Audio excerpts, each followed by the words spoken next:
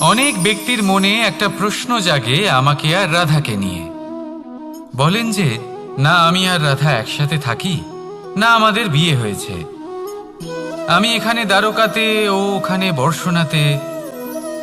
তাও এত ভালোবাসা কি করে? এ কেমন সম্পর্ক?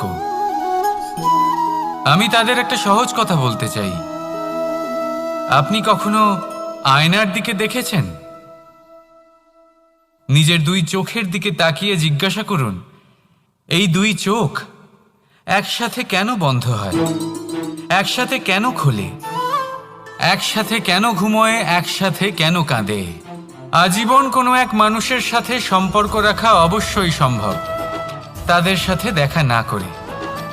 আমার আর রাধার ভালোবাসাও কিছুটা এরকমই, আর কিছুটা এরকমই হয় ভালোবাসা।